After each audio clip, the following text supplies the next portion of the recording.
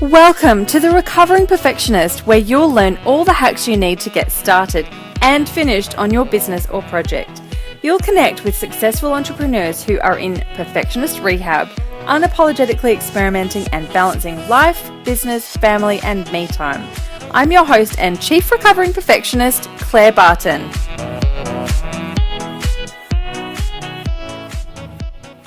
Hey everyone, it's Claire at The Recovering Perfectionist, and I'm here with Kirsty Bonner, who is the co-founder of Smart Chicks, amongst many other things. How are you going, Kirsty?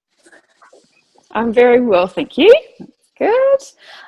So Kirsty and I have known each other probably for about a year and a half, I reckon. Hey, Kirsty, and we kind of came across each other, Facebook groups and that sort of thing, and we realised we had a lot of stuff in common, and we had the same sense of humour is always a good basis for a friendship. So I think that was definitely absolutely an interesting beginning. And at the same time, randomly, I also connected with your other co-founder of Smart Chicks, Quartz Lippert, who was on the show a few weeks ago as well. So it's been awesome having a chat with both of you. And Quartz and I also met probably around the same time, but from a completely different angle. We sort of connected over something more personal, and then we realised we were doing a lot of the business sort of stuff together. And since then, I've joined as an affiliate with Smart Chicks, bringing your beautiful networking events up to Brisbane in Australia, which is super amazing, and it's been brilliant to work with you guys and rub shoulders with Quartz and Kirsty feels pretty special. So, so thank you so much for coming on and for having a chat with us today. And before we go on, maybe tell us a bit more about who you are and what you do and all your stuff. Sure. Well, thanks for having me. No worries. So I guess my biggest passion now is, along with having built the community and tribe of Smart Chicks and what we have, is really truly understanding the power of what that is and how it will help other people to have success in their business if they can really move along those same sort of lines. So that's very much what we're about in the community itself, is about making sure that people are having success and being supported and being inspired and finding the experts they need to take them to the next level. And then a program we'll be launching very soon will be about enabling people to really look at how they can kind of create that for themselves, because, it is so important to have those people around you. So love it.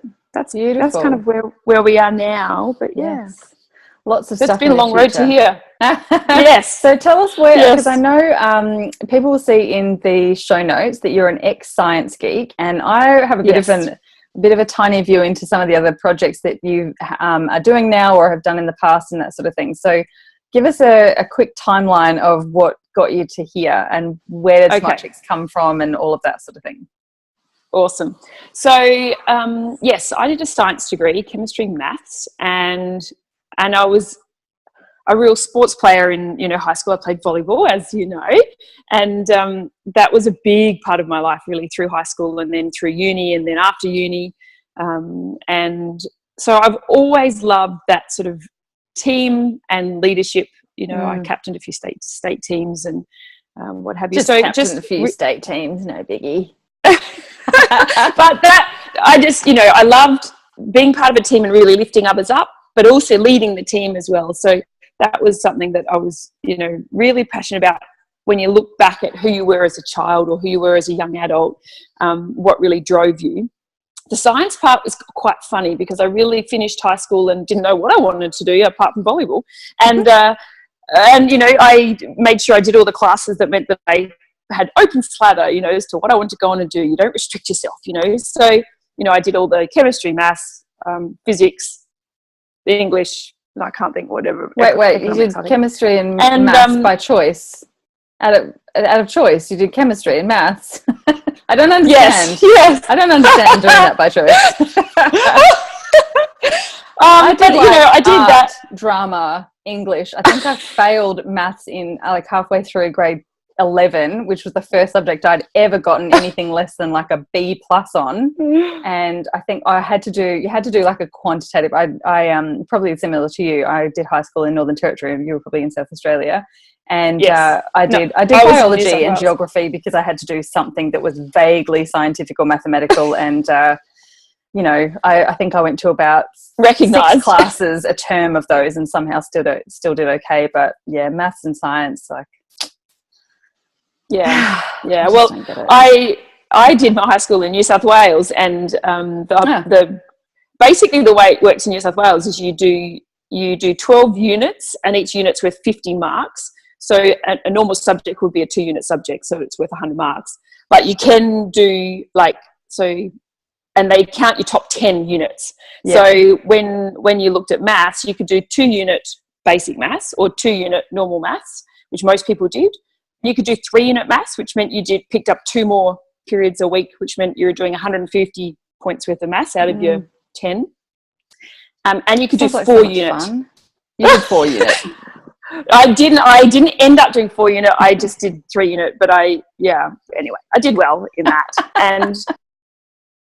But that wasn't my passion, really. You know, like I went on and did a science degree.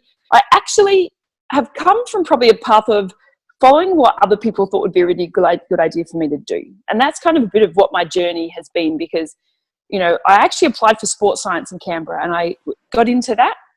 And so that's what I was going to do. And I took the year off. I was going to play volleyball for the year. I was moved down to Sydney, play volleyball for the year, and then go to Canberra.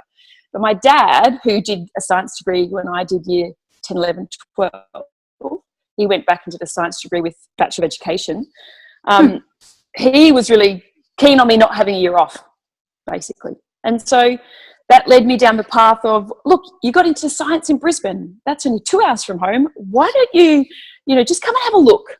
So I looked, I decided to do it.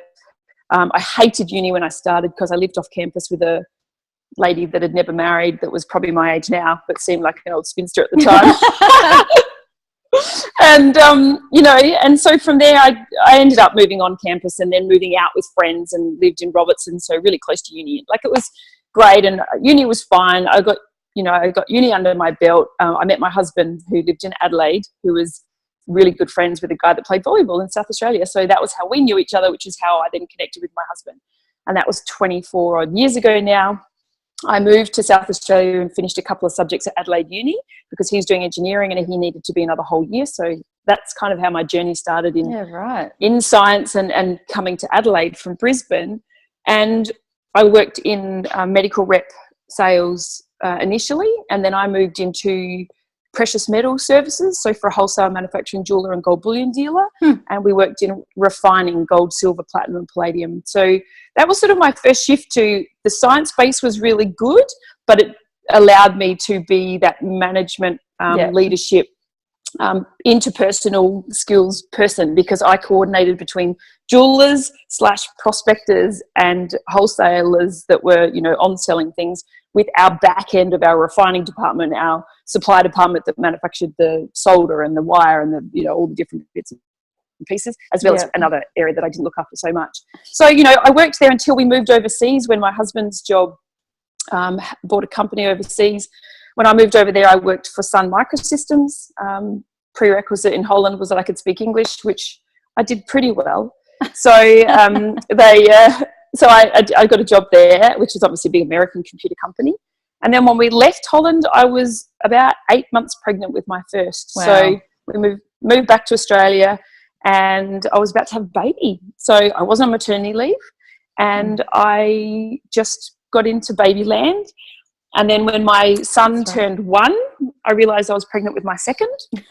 So they were like 20 months apart. Yes. So 20 months apart, I, was very happily a mum and all of that. By the time she reached about 9, 10 months old, I guess I started thinking, what am I going to do? Like, I wasn't I wasn't on maternity leave to have a choice of, will I go back to work now or whatever. And I just had a letter that came in the mail that was a franchise that was for sale for a business called Hire for Baby, which is where I'd actually hired my capsule from. And I kind of read it and thought, man, I could do this. Like, this would be great. And that was really where it all started. So starting out with a franchise was probably the best way to start in business in many ways, because you had systems and you had support. There was I think initially 3 other girls, because the one I bought was a divided off franchise from 2 others where it was getting really busy. So they just took off an area and made another one. So I sort of bought it off 2 girls. And yeah, so that was great. I built that up, sold that for over 3 times what I paid about 3 and a bit years later. And then had another baby after that. So, you know, and then again went back into babyland and got totally, you know, I don't know, eco-conscious about, because I had this gap, and of course things change in the baby world over years, even and all these things come up that you've never heard of before. So, you know, I really enjoyed all of that, and then started, with some projects just so that I could still be contributing to the home, because I really didn't want to go and work for somebody again by then. So, you know, I became a Rex agent for solar certificates. I imported solar panels because my dad had done that in New South Wales for kind of a group of them. So then I did that here in Adelaide, initially just for us and a friend. And then I did a second shipment for a couple of other friends, which in the end meant that we got our solar for free. And I owned because I was a Rex agent, I owned the solar certificates for them and just gave them credit towards it for them, which meant that I held on to them, you know, sold them later. But this was all, you know, just sort of stuff I did for a purpose, to earn money and to you know, input to the home. But that really wasn't a passion. I did have my supplier in China keen for me to maybe, you know, team up and work for them. But I just thought, you know, man, I don't want to be importing stuff like that and have to take the responsibility on board from a big business perspective. And so I kind of just did that on the side. Also bought and sold certificates through our self-managed super fund. So there I was dealing with big super company, like solar companies around Australia, buying them, holding on to them, selling them later, etc. So but that's all boring stuff, you know, just things that you work out that you can do to churn some cash that will be beneficial, which led me on to starting. I got asked if I would start a meetup group that was called the Founding Mums. My sister's involved with it in Brisbane, or was at the time, and the girl up there was looking for somebody in South Australia to do it. So my sister said, look, Kirsty's really keen, like really kind of entrepreneurial, and we used to always talk all different things, property and business and, you know, all of that. She's got a pharmacy and or had a pharmacy then, and was entrepreneurial as well, and property minded. So so that kind of had me running that for a while. That led me into marketing for a manufacturer in Melbourne, Melaleuca. So I've still partnered with them and educated on behalf of the brand there. Along that journey, Courts and I met. We bonded over property, which then led into teaming up. And then, literally we kind of wanted to attract people to us to hang out with that were fun. So we kind of started Smart Chicks, and love it. Just thought, like, let's see if we can hang out with some more Smart Chicks. Like, it sounds dumb, but that's sort of what we said. And from there, it just started with us, I guess, really doing what we believed in as far as naturally connecting and reaching out and finding out about others. And, you know, we really did wonder in the beginning, like, you know, can you make a business out of just being a connector and teaching other people how to connect properly? And we didn't know if that was really possible, but that's kind of what has sort of evolved, and it's been a pretty exciting sort of journey.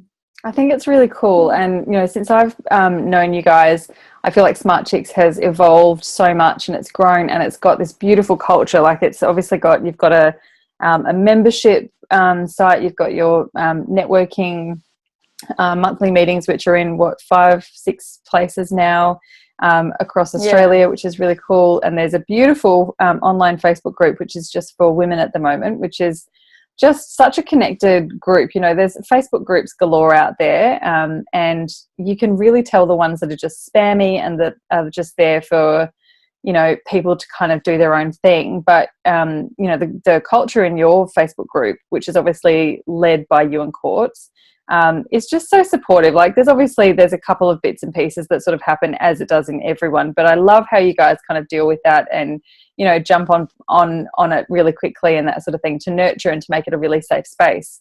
I did a poll recently in my group about what they loved and what they didn't love and what needed to change and that sort of thing. And people were saying, you know, safety is a really big thing. And what kind of breeds that safety is to have some really beautiful guidelines and to be led by someone who's got that culture kind of embedded. So, yeah, I think that's a really beautiful space. So, in terms of, you know, getting that sort of started, like I'd love to know a bit about two things mainly. The first thing is the partnership, because I'm really interested in that. It's very topical at the moment. I feel like a lot of people are talking about joint ventures and partnerships and, you know, kind of having someone else who is aligned to your vision and values, but and maybe has the same, I guess the same vision and probably the same kind of people that they like hanging out with, or the same target audience, whatever you want to call it, but has like a different skill set or something, and kind of partnering up so that you can both, you know, have some support, but also maximize your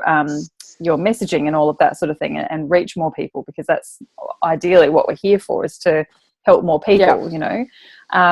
So that's the first thing. And then I'd love to come back to the community thing, because I think that's obviously at the center of everything that you guys do. So we might come back to that in a second. But tell us about the actual practicalities, I suppose, or the, you know, how it works when you're in a partnership with someone. Yeah, I think you hit the nail on the head where you talked about the fact that you can have different skills, but the same vision and same sort of purpose, really, in why you would partner in the first place. And for us, it really is about the community. It is about authenticity. It is about making sure that you're genuine in the way you connect, and in teaching that to be just normal, because there's so many places where that's not the way people are taught, and we can't blame them for not realizing that. And the other big thing is, if you have really great support, you will do massive imperfect action. And that is the biggest thing that we've tried to, you know, have people realize is, if you're in a supportive environment and, you know, you've got, because some people relate more to court, some people relate more to me.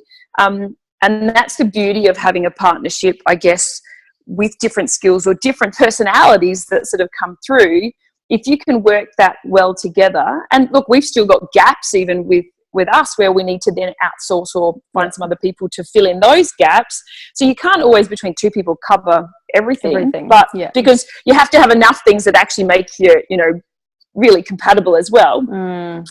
But for us to know that we can really encourage people, even through our own mistakes, to move forward and actually create their business because they are brave enough to sort of just do things is massive.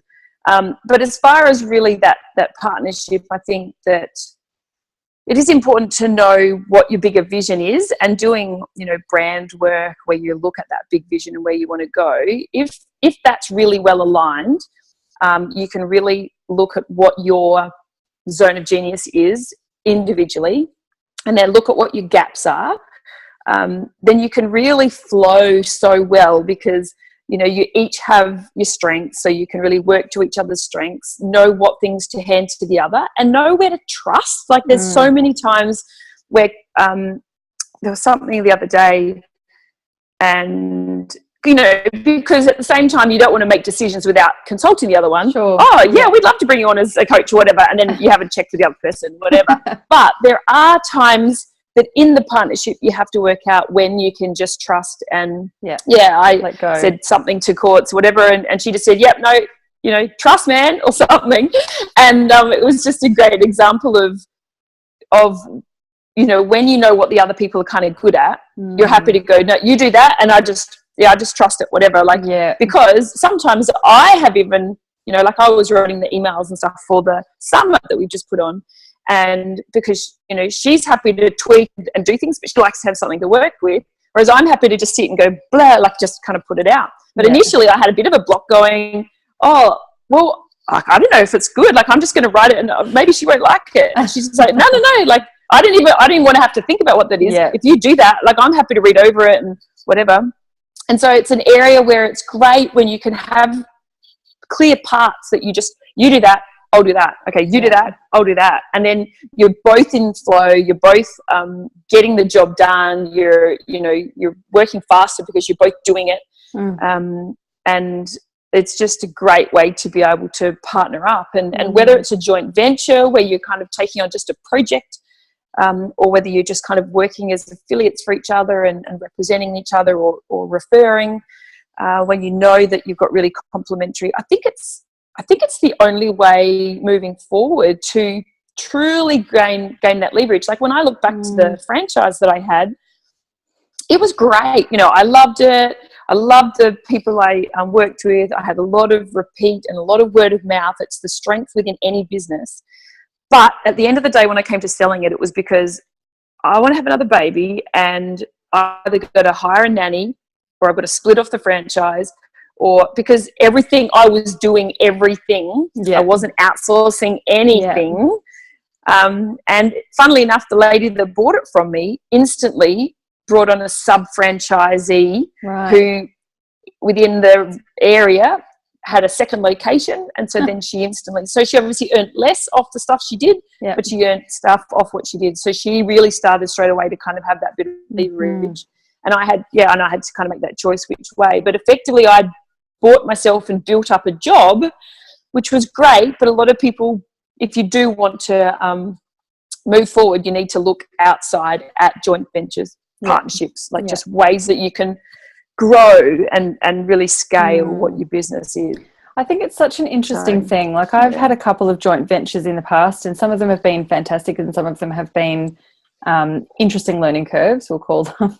I think I probably still got this kind of hangover from school, uni, work days where, you know, you were involved in a group project and you ended up doing all the work, or, you know, because everyone else just got pissed about or didn't do their thing, or were going to do a crap job and you didn't want to get a bad mark or something like that, right? I did a podcast on this recently about delegation. So I got my first official management role when I was about 19 in retail, and for about the first 5 years that I was in various management roles in retail, you have your review every 6 months or 12 months or whatever. Every single one, everything was like good. The bad thing or the thing I needed to work on was always delegation. You're burning out, you need to delegate. You're burning out, you need to delegate. You're burning out, you need to delegate. And at that point, I had no interest in self-care. I was, working crazy amounts of hours to the point where I would take no sick days until I had to take 6 weeks off because I was in hospital because I had some weird pneumonia or something like that, right? And they were always like, you need to delegate. And I was like, yeah, okay, sure, I'll do that. Thinking, no, I'm not giving that away. Like it's just easier and quicker and, whatever I can do it myself. Until I finally, realized that wasn't going to be sustainable for very long. And that actually the problem for me, I'm kind of going a little bit off topic, but the problem for me with that was that I didn't trust my ability to teach someone to do it as well as I could. So once I kind of identified and got over that and started to sort of train people and that sort of thing. And then now I call myself a master delegator. If I don't have to do it, I'm going to find a way not to do it. I wouldn't say I'm lazy, but if I can not waste my time and not wait and get someone else to do it who's way more efficient, that's cool. However, I do still have things that are kind of like, I'm just a little bit scared to join a partnership and that sort of thing for various reasons. But I see that has massive strengths, and it's like you said, it's a kind of not a no-brainer way to move forward and to leverage, but it's a beautiful way if you find someone who you can really feel that you're aligned to and that you've got very similar values and that is going to put in as much as you're going to put in, then it's kind of the obvious choice to kind of go with. So interesting times, interesting space, and I'm looking forward to hearing some feedback from the audience about that as well, because I think it's very, very topical at the moment that everyone seems to be talking about. So I think it is tricky because it's not always going to work, and so you always have to just try and make sure you go in with pretty good communication and pretty open about and identifying the skills. But certainly when it comes to delegation, and like we're learning all this as well, because it's easy to get stuck in the, is there enough money to someone to do this or to do that?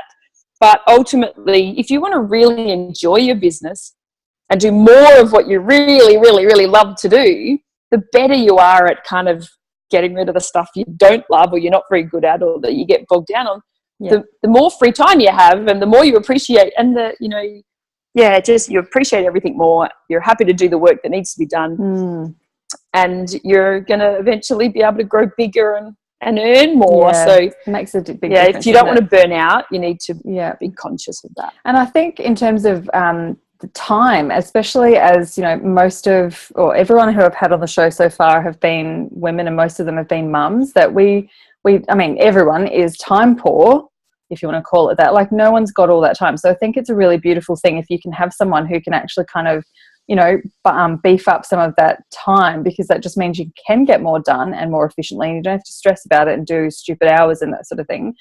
We had Lisa Brinkett on the show way back in the beginning, like back in December or January, I think. And she obviously has a business partner who is in Europe. So she's in Australia and the business partner, I think, is in the Netherlands. And how cool is that? Like, one of them does their, you know, daytime and then they log off, and then the other one, it's daytime there. So they get to pick it up there.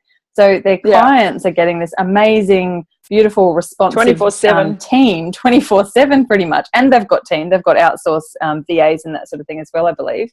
And I thought, gosh, that's such an efficient, cool way. Plus, you've got access to two completely different markets. Like, you know, Lisa's in Australia, Ellie's in Europe. Like, that's totally different time zones equals totally different markets. But if you're doing the same sort of work, it just makes sense. It's such an interesting business model. So I'm definitely watching all of you amazing partnershipy people. I think I'm definitely interested in doing more projects and that sort of thing, and workshops and whatnot with you know, with other people and that sort of thing. So watch this space. Right. Super interesting. Talk about more that's right. That. Even if it means just like you said, projects where it's more of a JV under a banner, like where it's do these workshops, and you know, that can be a great way for, you know, you to utilize the communities of others, but still service them with something that community needs. That's right. You know, exactly. Beautiful. All right. So in terms of the community and all of that sort of thing, and servicing your people, you did a beautiful post recently about how much you loved your beautiful, supportive coterie, Smart Chicks Coterie, which there'll be links to in show notes, which is the name of the online group. And I guess I just sort of wanted to check in about that, because I think it was such a beautiful reminder that Facebook groups aren't just Facebook groups. Some Facebook groups are just Facebook groups, and some aren't. Some are really that beautiful kind of connective place that are full of like-minded people who can really lift each other up. And that's exactly what you've created. So, I know Courts and I talked about this, and I think it's largely about being authentic and being real, wearing your heart on your sleeve, to whatever degree you feel comfortable with, but kind of just no bullshit. Like, you don't have to rock up there and have these super strict guidelines. And I know, since working with you in Courts, that one of your big things about the traditional kind of networking events was that it was a bit of a business card swap that was not authentic. It was like rule driven around having to do referrals and all that sort of thing. And you guys are the complete antidote to that. Like, you're completely the opposite. It's not about, you know, being in there for the sake of being in there, and you're quite strict on that sort of thing. So, you know, for anyone who's sort of starting out and who either wants to join a group like yours or who wants to create a group like yours, what would you say are sort of some of the fundamental things that have created that beautiful culture, and what sort of things can people do if they're looking to start or to join one of those sort of spaces? Look, I think that, community is massive. One of the things I think I love the most about once you actually, you know, create your community and really start attracting them is that you can get away with doing less of the outward networking that you have to do, because the more you've attracted the right people into you, the more that you can kind of hang out in the space where the people are you want to get to know more anyway. And everything comes down to relationships. So, you know, if you take the time and you encourage them to take the time, invest the time into getting to know each other. You can't go past looking at the BNI model. So the Business Network International, which is an international model that you know, can show millions of dollars of turnover in business because of connections between businesses. Now, it's a more masculine model and has had more of a a strict kind of, you know, there are things about that model that didn't necessarily gel as much for us, but relationships are really important. So if you can invest time into those relationships, and for a lot of people where like ours is a business to business community, right? Because we're a business and our business is about helping businesses to have success. Yeah. But a lot of their communities won't be. They'll be a community around healthy eating, or a community around, I don't know, like massage or pregnancy and being comfortable, and, you know. And so what they really want to do is set guidelines early, be extremely authentic and genuine yourself, because by doing that, you give everybody permission to do the same. Yeah. And the more you have that come back in, the more and more other people open up and understand how that space works.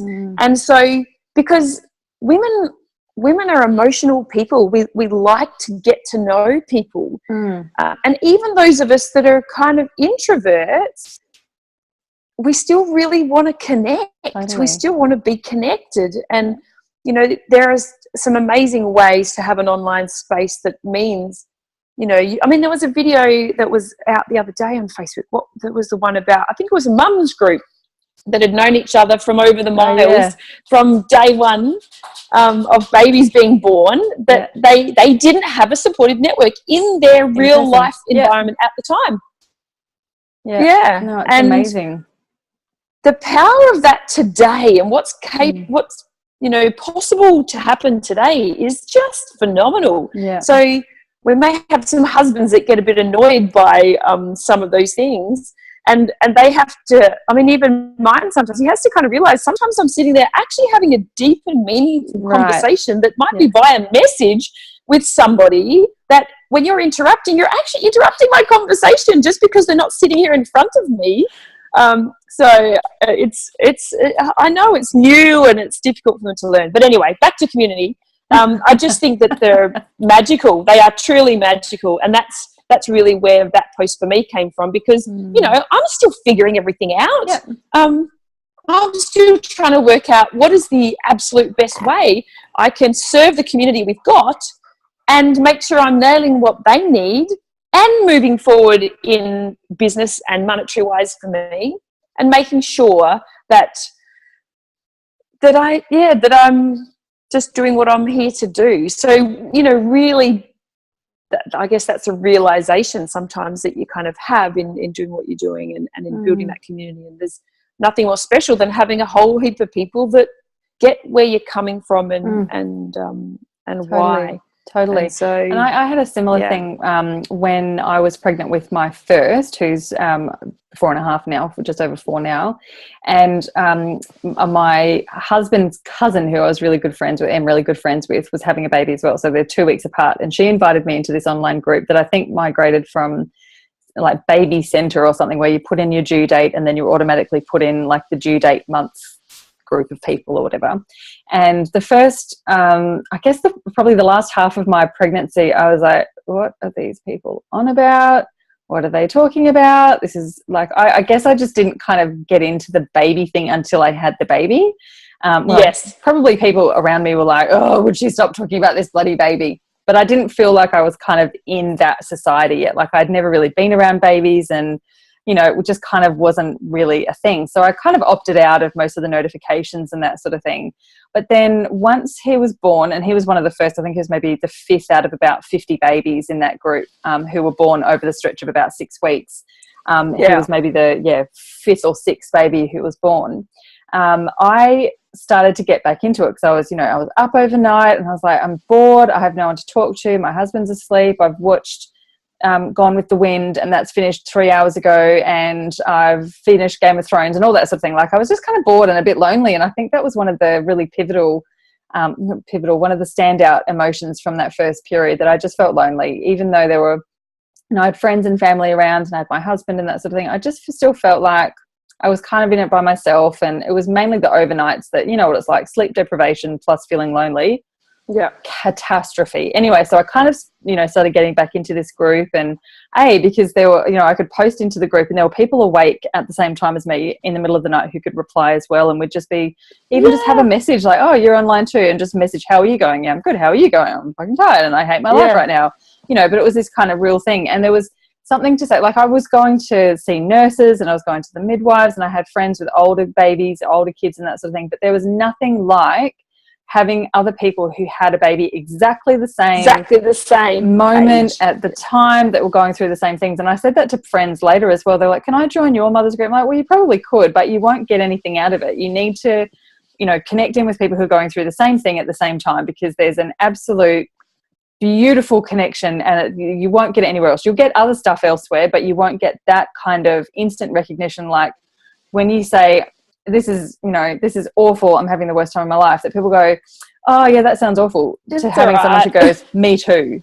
Like, it's just a different connection. So I think in that sense, the same sort of thing in your personal life, in your business life, as a parent, as whatever's kind of going on for you, like you said before, if it's a weight loss thing or a healthy eating thing, or you're going through a spiritual, like whatever, there's a group out there that's easy to find now, that back in the day, you mentioned introvert. I'm totally an introvert. I feel really uncomfortable most of the time going out in public and going, hey, I'm Claire, do you want to be friends? Like, that doesn't happen. I'm not going to do that. Some people are good at that, but I'm not one of them. But having these online communities totally makes that accessible and available and an option. And you know, I think the same as you. My husband often says, "Oh, so like I'll be like, I'm going out for coffee. I'm going out for coffee with someone this afternoon," and I said, "I'm going for a coffee with a friend," and he's like, "Who?" And I told him, and he's like, "How do you know her online?" Oh, so she's not really a friend. I'm like, "Yeah, she is a friend. But we've known each other online for a couple of years. I feel like I know her as a friend. Like, I've never met you in person." And I feel like we're friends. Exactly and I can call you to talk about business, or call you to talk about anything, because we're friends. Anything. And I think that's such an awesome thing. Like, people magical. Really put down this online stuff, but it's a thing. It makes it accessible. It is. You know, it totally is. People often say things about, I mean, everyone's got their own thing, but about Facebook, like, oh, if people only want to connect with me on Facebook, then, and they don't connect with me in person, then I don't want them. And I'm like, why? I'm able to stay in touch with so many more people than I would be if I didn't have Facebook, you know. And back in the day, like back when it first was coming, I think I've been on Facebook since about 2007. I was overseas. I'd moved away from where I went to high school. I'd fallen out of touch with like 99% of people I'd ever known. I had no contact with. And now I can see what, like, I've often, you know, I've liked them and then I've kind of unfollowed them because they're not my sort of people anymore, and I'm probably not their sort of person, and that's totally fine. But there's people out there who I guarantee there's no way that I would be picking up the phone once a week to call all the people that I like just to stay in touch with online. And it's the same in business. Like, how cool is that you don't have to spend 12 hours a day making phone calls to say, hey, how you going? What's new in your world? Because you just know it. It's in your Facebook group. It's in your Facebook feed. I love it. Yeah. It's fantastic. And I love what you guys have created. I think, oh, that's great. We're so grateful to have, you know, had you alongside of us and kind of, you know, part of the journey, because you know, having people that really get who you are is very, very special. And I think that the community nowadays, we actually get the opportunity to be connected with more people than ever before that genuinely know what's happening in your life. Like you said, even about friends from school or whatever. You know, there were some that I only reconnected with on Facebook, and now even just the fact that you kind of see from their Facebook page what's going on, you can at least catch up and not have to go through what have you done for the last 10 years or whatever, because you actually, you know, you do know a lot of bits and pieces, and you can't physically catch up with as many people as, in fact, you know what, this is a really interesting thing. A really good friend of mine that, you know, I've been best friends for a long time, she's not on Facebook much anymore, and offline we don't have a lot of time to catch up, so I actually know a lot less now about what's happening in her life, and I really miss her. And you know, and yet I have so many other friends that, you know, that I do know kind of what's happening, and you know, we hang out in the same circles, so I feel like I hang out with a lot more people than what I've ever really hung out with before. It's kind of cool. It's very cool. It is very cool. Very, very cool. Oh, thank you so much for coming on the show, my love. We could sit and shoot the breeze about this all day, but we might wrap it up there. And obviously we've got links and everything in show notes, but how can people get in touch with you and Smart Chicks? Well, they can connect onto the page, and then they should find the link for the group if they want to join the group. they can personally reach out to me on Facebook as well, and just send me a message if you connect and let me know where you saw me or found me or what made you decide you wanted to reach out. Lovely. I love it. Thanks, honey. Great to chat with you. And I'm Pleasure. sure we'll Absolute talk pleasure. again real soon. I'd love to talk to you on Quartz together, actually. I think that'd be really cool. We'll do like a panel. Yeah, definitely. Sounds good. All right. Thanks, Kirsty. Talk to you soon. And that is absolutely it, my lovely. So I hope you've really enjoyed the episode. It was great fun recording that one, as it is with all of them. If you'd like to connect, I'd love to stay in touch with you. I have a beautiful Facebook group community at bit.ly/The Recovering Perfectionist Crew with all capital TRP and C. I have a massive goal this year to get 50,000 downloads on my podcast, and I've got a YouTube show as well. So I'd love for you to help me out if you can by either subscribing to the podcast on iTunes. So if you want to go over and do that now, that would be awesome. If you have a couple of favourite episodes, or if there's one favourite episode that you've really enjoyed, I would love you to share that with anyone who you think would get as much out of it as you have as well. And while you're in iTunes, if you can jump in and give it a review, that would be amazing. iTunes definitely helps out podcasts that have got some good ratings and reviews and some really interactive listeners. So I would really appreciate your help with getting to my goal of 50,000 in 2017. The show is also available over on YouTube. The links are always in the show notes, so you can head over there. So it's The Recovering Perfectionist on YouTube. There's a channel for that as well. So jump in and leave your comments. You can watch all of the episodes in video. So if you want to see what we look like and our crazy hand gestures and facial expressions and all of that sort of thing, absolutely jump in. You can subscribe to the YouTube channel show as well, and then you'll be kept up to date when there's some new episodes that come in there. So yeah, love your support. And if you want to shoot me an email, it's hello@clairebarton.com.au. Always happy to receive your emails and open up a conversation. All right, big love. I'll chat with you soon. Bye.